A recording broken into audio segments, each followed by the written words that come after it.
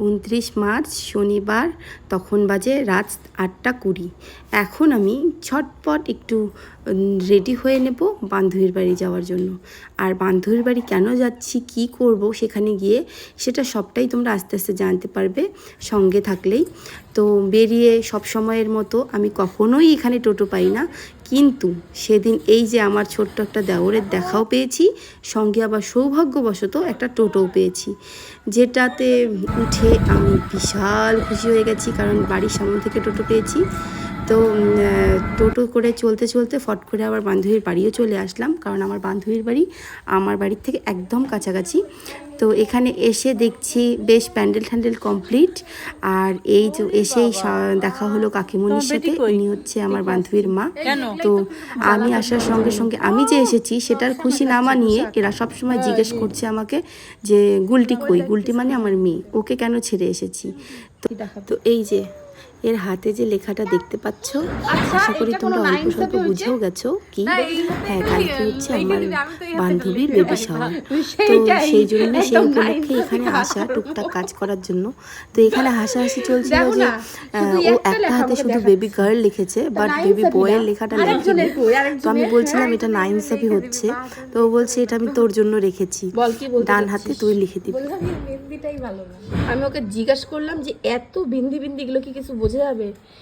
এনার অ্যান্সার হচ্ছে মেহেন্দিটা ভালো না। এই মেহেন্দিটাই ভালো না, কারণ বলতে দেখ আমরা এইটা দিলে পরে কি কালার হয় না, এই পাশে করলে দেখ কেন হয়েছে তো কই কালার হয়েছে? কখন দিছিস এগুলা? এই কিছুক্ষণ আগে দিলাম। এটা হবে কালো হয়ে যাবে, কিন্তু মনে হয় না মেহেন্দি ও আসলেই এখন ঘুরা।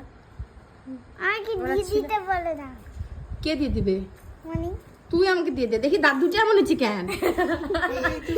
দেখি দেখি, আজকে প্রথম দেখলাম, দেখি সবার মা মোবাইল কি করতেছিস? এই তো না পারা কাজগুলো করতেছি। আমি টুপি দেখাচ্ছি একজনের। এই যে চেষ্টা করলাম একটা টুপি বানানোর, শেষ বেশ টুপি বানাচ্ছি। শোন, আমাদের কামিং সুন হচ্ছে বাবু, এই টুপিটা নিয়েই আপাতত কাজ চালাও। তুমি আসো, তারপর মেবি তোমার জন্য সুন্দর সুন্দর ভালো টুপি একটা আনবো। টুপি বানাচ্ছি।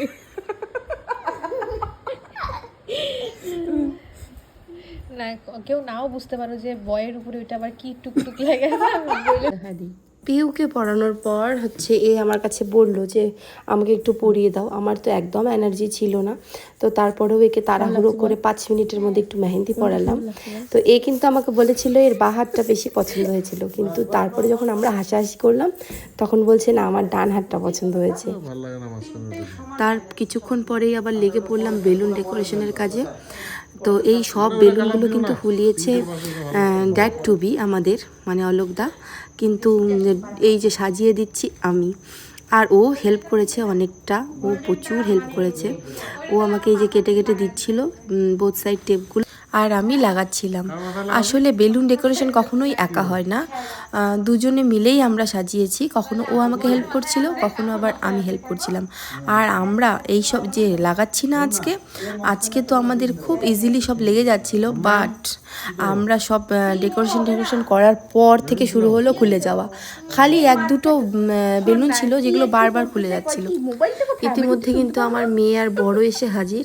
তো বর এসে বলছিল যে আমি তো তোমাদেরকে কিছু হেল্পই করতে পারলাম না, তাও বেবি শাওয়ারটা একটু গুছিয়ে দিই।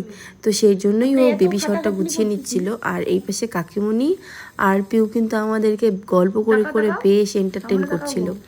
তো দেখো আমি নিজেকেও একটু দেখিয়ে দিলাম তোমাদেরকে।